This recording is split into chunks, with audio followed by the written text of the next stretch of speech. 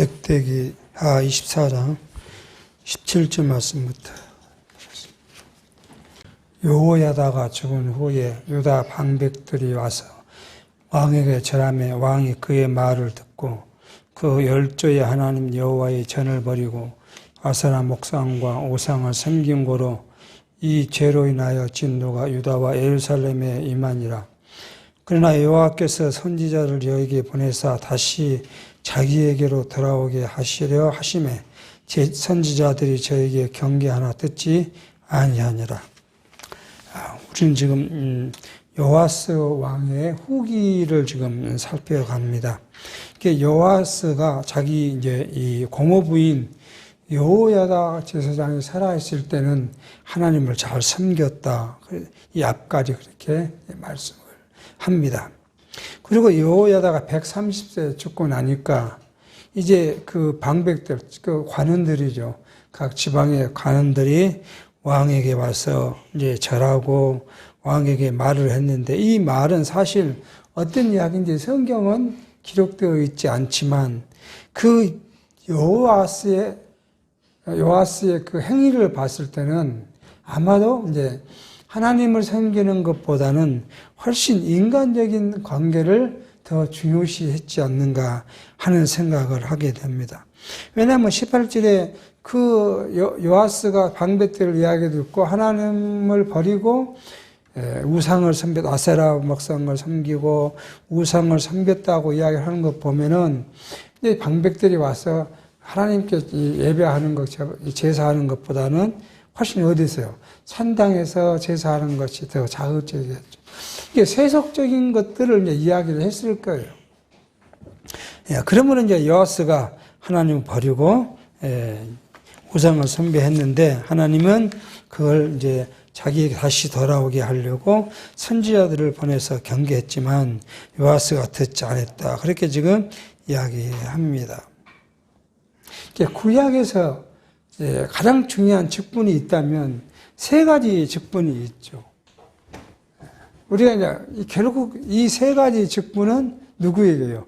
그리스도를 한 예표로서의 모형적인 사건이지만 구약에서 하나님을 섬기는 가장 중요한 것은 선지직, 그 다음에 왕직, 제사직. 이 세 개가 구약 율법의 중심이에요. 예배의 중심이고 율법의 중심입니다. 선지는 뭐예요? 하나님의 뜻을 받아서 백성들에게 가리키는 그냥 그 직을 이야기하는 거고요. 왕직은요, 하나님의 뜻을 분별해서 백성들을 다스리는 거예요. 이게 이 성경이 다스리라는 이야기는 일반적 통치 개념이 아니라 백성들을 위해서 하나님, 이스라엘 백성은 누구예요? 하나님 나라의 백성이거든요. 하나님 나라의 백성이 편안하고 온전히 하나님을 섬기도록 하기 위해서 왕이 하는 일이 뭐냐면 섬기는 일, 섬기는 일이에요. 하나님을 섬기고 하나님을 섬기면 그에 따라서 백성을 섬기는 일이에요.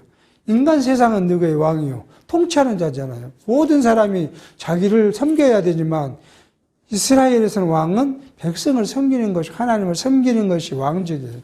그 다음에 제사직은 또 뭐예요? 하나님께 이것도 섬김이에요. 제사 레인들의 직분이 뭐냐면 섬긴 거예요. 누구를 대신했어요? 많은 백성, 모든 백성을 대신해서 제사직과 제사장으로서의 역할과 그 다음에 이 성전에서 모든 이러한 일들을 섬기는 일이 제사장이 다 뭐예요? 이렇게요. 섬기는 직이에요. 그래서 예수께서 오신 다음에 뭐예요? 내가 너희를 뭐로 왔다고요? 섬기러 왔다고 이야기를 해요. 뭘로요? 선지직으로서, 왕직으로서, 제사장 직분으로 갖고 누구를? 우리를 섬기러 왔다고 예수께서는 이야기합니다. 그러니까 오늘날 현대 교회도 뭐예요? 교회 모든 직분이 뭐예요? 섬기는 직분이에요. 첫 번째는 누구를 섬겨요? 하나님을 섬기는 것이고, 그리고 두 번째는 뭐예요? 지체를 섬기는 거예요. 그러니까 절대 어느 직이 더 높고 낮고 귀하고 천함이 없, 그게 이제 하나님의 은사를 주신 거기 때문에 이게 우리는 잘못 이걸 이야기하니까 직분이 계급으로 생각하는 거죠. 왜? 우리 육체는 거기에 수달되어 있잖아요. 그러니까 그걸 생각해요. 그러나 성경은 몰라요. 항상 모든 게 하나님을 섬기고 지체를 섬기는 섬김의 자리라고 이야기를 합니다. 그러니까 이 제사장인 여호야다가 잘 섬겼는데, 이게 섬김이 와서 이제 이 제사장 여호야다가 왕을 항상 옆에서 보필하면서 교육을 한 거죠.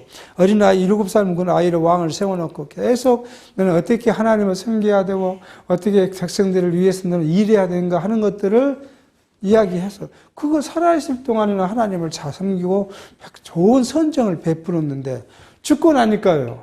이제 엉뚱한 사람이 온 거예요. 방법들이 와서 왕에게 이제 왕이 누굽니까? 세속적인 것을 이야기하죠. 그러니까 이제 뭐가요? 왕의 권위를 넓히 살펴보려고 합니다. 호화스럽게 하고 찬란해야 되고요. 영광스러운 자리로 가죠. 그런데 제사장은 어디 가면 성전에 들어가면 뭐예요? 자기는 제단 안에도 가지도 못하잖아요. 오직 거기 누구만요? 제사장님만 갈 수 있는 거예요. 자기도 똑같이 뜰에서 제사를 바치고 기다리는 것밖에 없어요. 근데 어디로 가면요? 우상숭배로 가면 어떻게 했어요? 거기는 왕이 왔다고 높은 자리에 앉혀놓고 귀하게 여기고 온갖 이상한 일 다 했을 거 아니에요. 앞에서 무희들이. 그 당시에 이 아세라 목상이나 이런 신을 섬기는 성전에는 누가 있었어요? 남녀의 젊은 사람들이 춤을 추고 이렇게 노래하고 그런 사람들이 와서 왕을 기쁘게 하니까 얼마나 기분 좋았겠습니까? 그러니까 하나님을 잊어버리고 그냥 거기에 빠졌다. 얼마만큼 빠졌으면 하나님이 진노해서 그 진노를 갖다가 뭐예요? 이스라엘과 예루살렘에 퍼붓겠다고 이야기를 했겠는가? 근데 이것은 요아스의 일이 아니에요. 우리 육체의 모습이 그래요. 우리가 조금만 잘하면 나를 세우는 거죠. 그러니까 우리가 항상 하나님 앞에 겸손할 수밖에 없는 이유가 뭐예요? 나를 세울 때는 항상 그게 뭐가 와요? 실패가 따라요. 그러니까 나를 세웠기 때문에 한 것이 아니라 그 목적이 어디서 오늘 그렇게 말씀하시잖아요. 여호와스를 통해서 누구에게로? 하나님께로 돌아오게 하려고 선지자를 보내서 경계하고 징계의 목적이 어디냐 그러면 여호와스를 죽이고 싶은 것이 아니라 그걸 통해서 뭐예요? 자기 백성들이 자기에게로 돌아오고 우리에게 하나님이 주신 여러 가지 시련은 뭐예요? 우리를 미워서 하는 것이 아니라 우리를 사랑의 증표예요. 그러니까 여기에 여호와스에게 준 여러 가지 이 시련은 뭐예요? 이거로 하나님의 사랑이에요. 왜요? 만약에 하나님 사랑이 없으면 이건 누구예요? 버린 자잖아요. 버린 자는 그냥 놔둬요. 영원히 멸망하도록 놔둬요. 그러니까 세상 사람들이 모든 짓을 해도 하나도 두려움이 없이 살아가는 이유는 뭐예요? 그들은 그게 멸망의 자식이니까. 근데 우리에게는요, 괴로움을 줘요, 우리에게는. 양심의 괴로움을, 조금이라도 양심의 괴로움을 줍니다. 그러니까 양심이 괴로우니까 뭐요? 다시 또 돌이키는 거예요, 이게. 우리가 범죄했어요. 우리가 범죄했는데 그게 마음에 하나도 걸림이 없이 항상 기쁘다. 그럼 뭐로 돌아오겠습니까? 그걸 가지. 근데 우리는 꼭 이만큼 시로리만큼 하나라도 우리 마음을 하나님께서 이렇게 때려가지고 괴롭게 함으로써 우리가 그 자리에서 일어나서 돌아올 수 있도록 하시는 것이 그게 하나님의 사랑이에요. 그 사랑의 방법이 어떤 이에게는 무한하신 은혜로 주신가 하면 어떤 이에는 시련으로 통해서 주기도 해요. 이게 두 개 다 똑같이 사랑이요. 똑같이 은혜예요. 형통하면 은혜고 자꾸 말씀드리지만 공고가 오면 은혜가 아닌 것이 아니라 형통과 공고가 다 하나님의 은혜라는 거예요. 그 목적이 하나님을 알게 했으므로 하는 이야기를 지금 말하고 합니다. 그러니까 우리는 항상 이야기하잖아요. 제가 이 도프로는 이상하지만 이게 육체예요. 우리는요. 우리는 온전히 육체로 살아가요. 육체로 살아가지 않는 인간은 하나도 없어요. 우리같이 기독교인이든 목사든 신부든 저 산속에 있는 스님이든 다 육체로 살아요. 영이 어쩌고 이면 다 포장된 거예요. 다 육체로 살아요. 그런데 이 육체 속에 하나님 갖춰둔 것이 있습니다. 이게 신령한 거 우리 영이에요. 신령한 영. 이 감춰놨어요. 눈에 안 보입니다. 우리 눈에 보이는 영생에는 안 보여요. 하나님의 은혜도 내가 너희에게 은혜를 줬다 이렇게 해서 안 보입니다. 뭐가 깨달아질 때요? 영이 그것이 깨달아질 때, 이게 하나님의 은혜이구나. 그렇게 깨달아진 것이지, 눈에 보인다면 우리가 눈에 보이는 일이라면 얼마나 잘할 수 있겠어요? 그렇지 않아요. 근데 다 숨겨둔 작은 영, 이거 예수께서 뭐라고요? 게다시마란 아주 작은 거. 우리 속에 그 작은 거예요. 이것이 우리 육체를 지배할 때, 그때 우리는 뭐예요? 신령적 가치에 따라 살아간다. 근데 혹시 온전한 가치 다 그걸 잃을 수 없어요, 우리가. 그러니까 오늘 조금씩 가는 거예요. 우리가 10년 가고 20년 가고 30년 가고 아무 변함이 없는 것 같아도 한참 돌아보면 내가 뭔가 바뀌어져 있어. 신령한 영적인 측면이 바뀌어져 있어요. 내가 옛날엔 그것이 귀찮았는데 지금은 그게 좋아지고, 내가 예를 들어서 내가 예배하는 것이 그냥 하지 못했던 것이 즐거움이 생기고, 이런 것들이 전부 다 뭐예요? 조금씩 바뀌어져 가는 거예요. 그 가치, 이게 신령적 가치예요. 이 가치가 뭐예요? 육체의 가치, 이거 육체의 소욕이라고 그러잖아요. 육체의 소욕을 지배할 때 우리가 하나님의 온전한 뜻을 분별하며 살아갈 수 있는 거예요. 그 전에는 뭐가 우리를 자꾸 괴롭혀요? 육체의 소욕이 괴롭혀요. 우리가 지식적으로 하나님을 알고 지식적으로 성경을 알아서 내가 이렇게 해야겠다 해도 뭐예요? 요 육체가 꽉 붙잡고 못하게 잡아요. 그건 누구나 다 있는 이야기예요. 어떤 사람은 이것 때문에 신앙생활을 못하게 된 사람이 있는 거 들었어요. 내가 아무리 열심히 해보려도 안 되다. 그냥 포기하겠다. 그런 사람도 있더라고요. 이게 하나님의 은혜가 아니지 않느냐. 내가 하나님의 사람이면 하나님께서 우리에게 은혜 주셨고, 그러면 내가 완전히 바뀌어서 180도 바뀌어가지고 그렇게 살아야 되는데, 그렇게 살지 못한 나를 자기 스스로 보니까 나는 틀렸다. 그렇게 낙담하는 사람도 있더라고요. 하나님은 그렇게 우리를 교육하지 않아요. 하나님을 가리키는 성경이 한 절로 될 수 있으면 몰라 성경 66권을 다 줬겠어요. 한 절만 딱 주면 되죠. 근데 그것이 안 되니까 역시 66권을 줬고요. 성경 66권을 주는데 그 역사를 보면 뭐예요? 몇천 년의 역사 속에서 우리를 가리켜요. 자, 우리는 이걸 생각해 봐야 돼요. 이 구약과 신약. 이렇게 하죠. 구약은 뭐예요? 신약에 대한 모형적 사건이라고 하는 이야기를 하죠. 그냥 일반적 성경 개론의 일반적인 논점이고요. 다른 측면으로 보면 뭐예요? 여기는 보이지 않는 거예요. 여기는요, 보이는 거예요. 다시 말하면 여기는 육체예요. 여기는 영입니다. 우리가 지금 신령한 시대에 살아가요. 신령한 시대에 살아가는데, 이때는 신령한 것을 우리가 믿으려면 뭐 있어야 되겠어요? 뭔가 우리가 확인할 수 있는 사건이 있어야 되잖아요. 그러니까 뭐예요? 보이는 것으로 통해서 우리가 보이지 않는 것을 믿게 하는 거예요. 확증해 주시는 거예요. 자, 이렇게 말하면 예수께서는 마태복음 9장에 그렇게 말해요. 4명이 그 중풍거리는 사람을 데리고 자기 왔어요. 예수님께 나옵니다.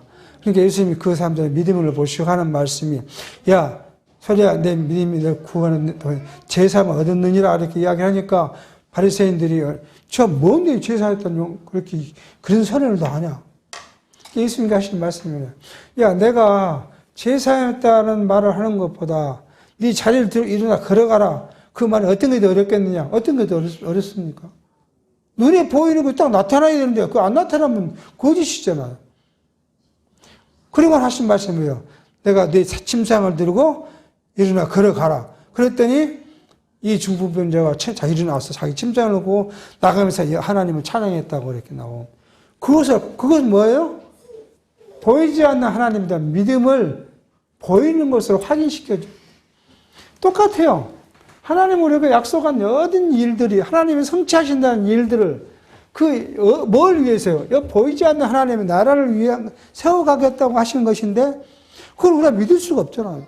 그러니까 더 근본적으로 하면 아담이 그 나라가 세워주는 것을 우리가 믿을 수가 없잖아요. 확인할 수가 없잖아요. 그러니까 뭐예요? 아브라함을 통해서 그 장대한 역사 통해서 하나님이 언약하시고 언약들을 성취해 나가고 또 어느 시대에는 어떤 징계를 내리고 어떤 시기에는 어떤 복을 주고 어떤 시대는 흩트기도 하고 어떤 시대는 모으기도 하고 이런 역사를 과정 속에서 봤더니 뭐예요? 근본적으로 약속은 보이지 않는 하나님의 나라가 반드시 성취될 것이라는 사실을 우리로 알게 하는 거예요. 근본적으로 하신 목표 뭐예요? 하나님의 성취를 반드시 이루어진다는 것을 확인해 주시기 위해서 하시는 겁니다. 이렇게 지금 여호야다가 죽은 후에 요아스에 인한 일들을 이야기를 합니다. 그러니까 또 이야기하지만 이걸 이상하게 해석하는 신학자들이 있어요. 그게 알미니안주의예요. 봐라. 하나님이 요아스를 갖다가 뭐요? 돌아오도록 선지자를 보내서 경계를 했는데 요아스 안 오잖냐. 그러니까 어떻게 하게 한다고요? 계획은 하나님이 하고 그러지만 그것을 잡는 사람은 누가요? 사람이 해야 된다. 그래서 하나님과 사람이 서로 협력해야 구원이 이루어지지 그렇지 않으면 안 된다. 그렇게 가르친 자들이 알미니안주의자들이에요. 그리고 우리가 어렸을 때 전도지를 봤을 때 저는 그때는 그 뭔 말인지를 몰랐던 지금 생각해보면 그 이야기예요. 자, 예수님께서 우리를 구원시키러 왔어요. 근데 밖에는 문고리가 없어요. 그러니까 누가 열어줘야 돼요? 내가 문을 열어줘야 예수님이 내 안에 들어온다는 거야. 옛날 우리 어렸을 때 전도지에 그렇게 표현이 됐어요. 당신 밖에서 예수님 문을 두드리고 있다. 당신 문을 열어야 예수님이 들어온다. 이게 누구 주의예요? 알미니안주의였어요. 지금 시간 지나고 보면 얼마나 어리석은 것을 그것이 맞다고 배우고 살았는지 몰라요. 아니면 지금도 이 자유신학자들은 그런 거예요. 그걸 이야기를 합니다. 근데 하나님은 뭐예요? 칼빈은 우리에게 5가지 교리를 할 때 어떻게 했어요? 절대 주권. 하나님의 절대 주권. 또 우리는 뭐예요? 완전한 타락. 우리는 문을 열 수 있는 능력도 없어요. 우리는 아무것도 없어요. 근데 하나님 우리에게 은혜를 주시는데 그 절대적 은혜. 거부할 수 없는 절대적 은혜. 하나님의 나를 불렀다 그러면 거부할 수 없어요. 자, 그걸 예로 이렇게 한번 들어보십시다. 제가 여러분이 죽음을 당하게 돼요. 죽음을. 안 죽을 사람 없으니까. 근데, 야, 너 데리고 간다? 그럴 때, 누가 거기서, 난 싫어. 나하고 10년 더 살다 갈 거야. 오지 마. 그런다고 그 죽음이 나로부터 피해져 가겠습니까? 그게 바로 절대적 하나님 주권이에요. 누구도 거부할 수 없는. 구원도 마찬가지예요. 우리의 신령한 구원도 하나님 우리를 자기 자녀로 선택하고 부르면 누구도 그걸 거부할 수가 없어요. 거기에 들어가야 돼요. 그래야 이게 하나님께 절대 주권적 섭리가 이루어져 가는 것입니다. 이걸 지금 우리로 말씀을 통해서 한번 생각해 보게 합니다. 근데 이렇게 요아스를 타락하게 돌아오게 하려면 타락하지 않게 하면 될 거 아니에요. 우리 그럼 얼마나 좋겠습니까? 요아스가 그동안에 요아스 40년을 치료했으니까 한 30년을 잘 치료했어요. 그러면 남은 10년 잘 하다가 데려가면 좋은데 왜 또 이런 일을 벌이게 했는가? 왜 타락하고 우상을 숨기게 했는가? 하는 거예요. 이게 이제 일반 기독 신학에서는 뭐예요? 사람의 의지를 이야기한 거예요. 알미니안은 똑같은 이야기예요. 사람의 의지요. 내가 하나님께 나가야 되는데 내가 나가기 싫으니까 안 나가서 그런다. 그것이 일반적 교리예요. 지금 우리 장로나 모든 교회의 교리가 그래서 무엇을 주장해요? 인간의 행위를 주장한 거예요. 열심히 하고 뭐 해야 한다. 근데 우리는 성경신학을 통해서 배운 이건 뭐예요? 근본적 이유는 뭐예요? 언약 성취예요. 자, 언약 성취의 첫 번째 것은 뭐예요? 제가 이렇게 한번 보겠습니다. 이 언약 성취의 좀 방금 말씀을 드렸는데 언약 성취의 첫 번째 큰 줄거리, 가장 큰 첫 번째 줄거리. 이 역사 모든 것이 언약대로 성취했다는 이걸 우리에게 확증해 주기 위한 참 애매한 이야기입니다. 이렇게. 왜 그러냐 그러면 와요? 이미 누구에게 언약했어요? 모세를 통해 신명기에 이야기한 것이 뭐예요? 이스라엘 백성들은 그 나라 가면 계속 나를 배반하고 우상을 섬길 것이고, 그렇게 하면서 내가 내일 어떤다고요?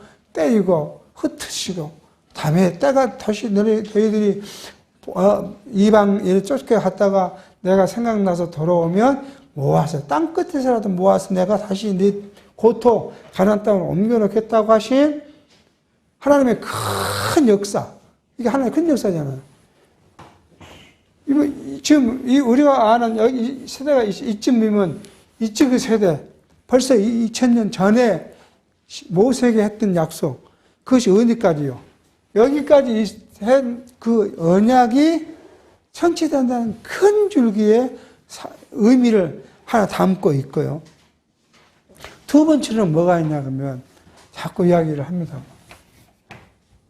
이렇게 하시는 거는 뭐냐면 하나는 멸망이고요. 하나는 은혜겠죠. 빈거예요. 근거예요. 이 큰 줄기에서 누구를 망하게요? 이스라엘을 망하게 할 거예요. 하나님께서는. 그런데 순종을 잘해요. 순종을 잘하는데 하나님은 어떻게 그를 멸망시키겠습니까? 우리가 인간적으로 보면요. 근데 하나님께서는 자기 계획을 그대로 이루시기 위해서는 뭐 해야 돼요? 멸망시킬 만한 이유를 만들어야 되잖아요. 그게 바로 멸망의 빈거고요. 어떤 얘기는요? 하나님께 순종함으로 하나님 은혜에 맞는 근거가 되는 거예요. 그러니까 지금 우리가 이걸 왜 이렇게 말씀드리냐? 여기 북이스라엘. 북이스라엘은 뭐예요? 멸망의 빈거가 뭐예요? 똑같은 범죄였는데 북이스라엘 멸망의 근거였어요. 하나님을 버리고 우상을 섬기고 예루살렘을 떠나서 성전을 버려버린 이유 때문에 북이스라엘은 멸망을 당했고, 여기 남유다는요, 다윗과의 약속으로 쭉 이어져 가고 있는 거예요. 중간중간에 범죄를 해도 뭐예요? 이건 은혜를 베풀어 주셔. 멸하기를 싫어하시고, 왜요? 다윗과의 약속. 이것이 근거니까요. 그러니까 요아스에게 그런 거 한 건 뭐냐 그러면 네 행위 때문에 뭐예요? 내 나라를 보존시켜 준 것이 아니라 보존시켜 준 이유는 바로 다윗과의 약속, 내 계획에 의한 것이다. 오늘 우리에게는요, 이것이 뭐예요? 우리 행위 때문에 하나님 우리를 징계한 것이 아니라 하나님 우리를 사랑하시기 때문에 징계해요. 하나님 사랑하시니까 우리를 또 축복해요. 그걸 다 동시에 우리가 이해할 수 있도록 하시기 위해서 요아스를 통해서 범죄하고 범죄의 결과를 물으시고 그렇게 하신다는 사실. 이것이 이제 그 보이는 것으로 우리의 보이지 않는 신령한 것을 해석하도록 하신 이유가 거기 있게 합니다. 그 다음에 셋째로는요, 바로 이제 조금 전에 설명했어요. 다윗 왕조. 다윗 왕조의 보존이 뭐예요? 다 하나님의 절대적 주권과 섭리 안에 이루어졌다는 사실을 우리로 요아스의 범죄 징계 사실을 통해서 우리는 여러 가지 성경 신학적 의미를 우리가 이해해 볼 수 있는 것이 바로 오늘 우리에게 주신 말씀이라고 봅니다. 20절입니다. 이에 하나님의 신이 제사장 여호야다의 아들 스가랴를 당운시키매 저가 백성 앞에 높이 서서 저에게 이르되 여호와께서 말씀하시기를 너희가 어찌하여 여호와의 명령을 거역하여 스스로 형통치 못하게 하느냐 하셨나니 너희가 여호와를 버린 거로 여호와께서도 너희를 버리셨느니라 하나 우리가 함께 꾀하고 왕의 명을 쫓아 왕의 전뜰 안에서 돌로 쳐 죽였더라. 하나님께서는 이제 여호야다 자기 집 어떻게 보면 여호야다 스가랴는 자기로 보면 이종 고종 사촌이죠. 그런 사촌 간에 스가랴를 통해서 책망을 하니까 사실 여기서는 왕이 먼저 죽이려는 것이라 누가요? 그 방백들이 이제 왕을 깨요. 그 일을 하고 싶은데 못하게 하니까 그래서 어디서요? 여호와 전 성전 뜰 안에서 돌로 쳐주겠다. 얼마나 무지막지합니까? 그러니까 원래 성전 안에서는 죽일 수가 없어요. 누구도 돼도 성전에 들어온 자는 죽일 수가 없어요. 왜 성전에 안 들어오면 죽을 사람이 없을까요? 이 말은 뭐예요? 그리스도 안에 오는 자는 누구도 죽음을 받지 않아요. 사람은 어디? 그 말은 뭐냐면 그리스도께서 자기 안에 오도록 선택한 자기 백성들은 어느 누구도 뭐예요? 다 죽이죠. 생명을 보존할 수, 영원한 생명을 보존할 수 있다는 사실을 성경을 통해서 가르치고 있는데 그것마저도 그냥 무시해버리고 죽였다. 그랬더니 스가랴가 하나만요. 요아스의 왕 이와 같이 스가랴의 아비 여호야도 베푼 은혜를 생각지 아니하고 그 아들을 죽이니 저가 죽을 때 이르되 여호와는 감찰하시고 신원하여 주옵소서 하니라. 이게 그 말이잖아요. 여호와 죽으면서 스가랴가 하나님 나 억울합니다. 저 요아스를 갖다가 뭐라요? 버려주십시오. 했다는 거 아니겠습니까? 이게 지금 이제 요아스의 마지막 행적이에요. 자, 그런 일이 있은 이후 1년이죠.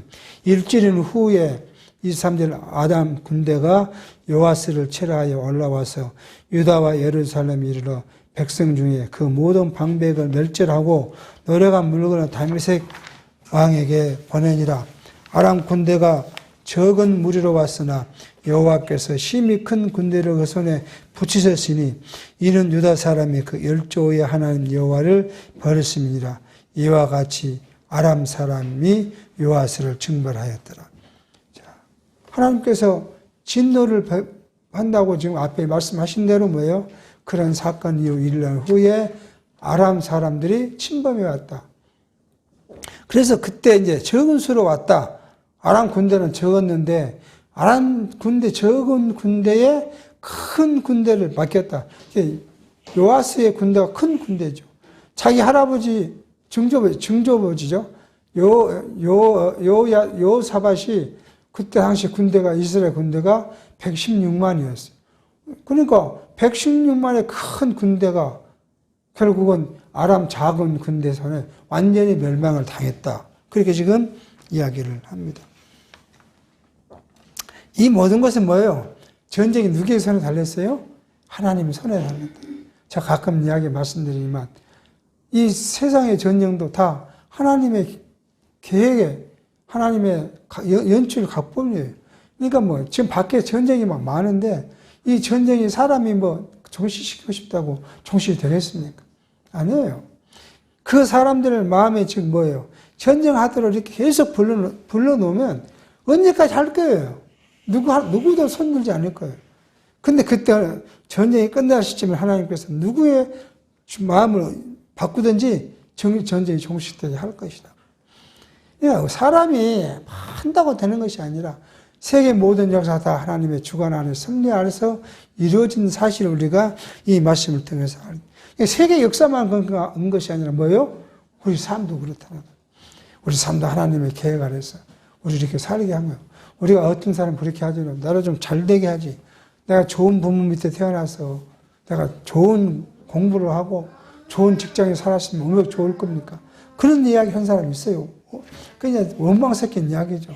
근데 그게 다 육체적으로는 그렇게 이야기해요. 육체는 그렇게 말할 수 있어요. 아니 다 뭐 예를 들어서 키가 오늘 잠깐 TV를 보는데 세계에서 가장 키가 큰 사람이 네덜란드 사람들이라고 그러더라고. 네덜란드 사람들이 평균 신장이 제일 크고 뭐 2m 18 뭐 이렇게 그리고 우라하면서 책을 갖고 그렇게 남자 같으면 좋겠습니까? 여자는 다 뭐 여자는 세계적으로 또 아름다운 비를 갖고 있는 나라가 뭐 우크라이나라 그러잖아요. 그런 나라에서 그렇게 미녀로 태어났으면 얼마나 좋겠습니까? 그런데 그렇지 않아요. 이 모든 것은 다 육체적인 것에서 말하는 것이고 신령적 의미에서는 우리가 한국에 태어난 것도 또는 어떤 사람은 미국에 태어난 것도 어떤 사람은 러시아에 태어나서 전쟁터가 죽게 되는 것도 모두가 하나님의 절대적 섭리다. 인간의 개인 사까지도 다 하나님의 그러니까 하나님은 이스라엘을 뭐요? 징계하신데 징계 대우는 누구를 사용했어요? 아람을 사용했고요. 아람이란다. 군대가 몇만 되지도 않아요. 그 몇만이 왔는데 116만의 군대가 그냥 속수무책으로 당하게 하신 그런 역사를 보면 우리가 알 수 있잖아요. 우리가 세계 역사에서도 볼 수 있어요. 우리가 이스라엘 역사만 보면 그래서 아람이 아람이 강했어요. 근데 아람을 누가 죽여버려요? 아수르가 죽여요. 아수르가 얼마나 강했습니까? 아수르의 제국이 그 서아시아, 유럽과 서아시아를 다 점령한 아수르. 그런데 누가요? 바벨론이에요. 바벨론 처음에는 작은 나라였어요. 근데 그렇게 그 큰 나라를 먹었습니다. 그러니까 바벨론을 먹은 다음에 바벨론은 어떻게 됐어요? 메데, 파사, 페르시아잖아요. 그게 한 지방 부족이에요. 지방 부족이 커져서 메데 파사가 바벨론을 이겼어요. 그러니까 이 모두가 뭐예요? 하나님이 이스라엘을 때리는 도구로 사용한 거예요. 그렇게 도구를 사용한 다음에 그 다음 뭐 해야 돼요? 영도 폐기했다는 거죠. 하나님이 이스라엘을 징계한 다음에는 내가 우리 백성을 너 했지. 자기 때리기는 자기가 때리게 해놓고 때린 다음에 아파하니까 뭐예요? 그것도 때리는 걸 또 때리고 또 때려서 뭐야? 결국은 이스라엘이 다시 돌아오도록 하게 하신 하나님의 섭리를 알게 합니다. 이게 또 우리가 생각해보면 똑같아요. 우리 자녀가 말을 안 들었을 때 뭐예요? 우리가 회치를 두고 때리잖아요.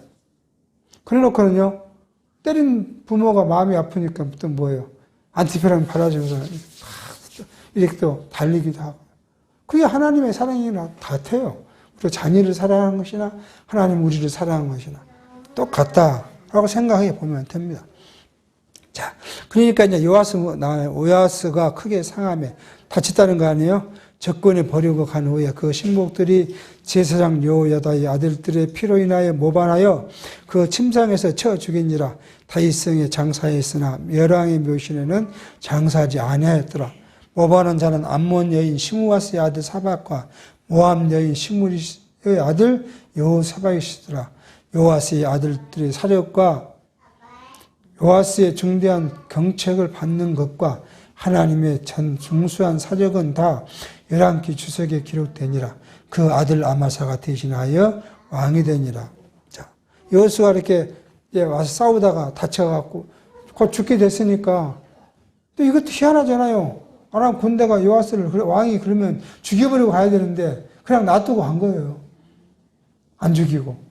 그러니까 그 신하들이 와서 요아스를 쳐 죽였다. 그렇게 얘기한. 근데 이 쳐진 이유가 뭐예요? 스게라를 그렇게 죽은 그거에 대한 분풀이로 그 암몬 여인 시므리스 아들과 사박과 모압의 여인 시므리 아들 여호사밧이 그를 죽였다. 그렇게 하는데 이제 요아스의 아들들의 일들과 요아스의 중대한 일들을 다 기록됐고 그 아들 아마사가 대신해서 왕이 됐다. 그러면 우리는 인간적으로 생각하면 그렇지 않습니까?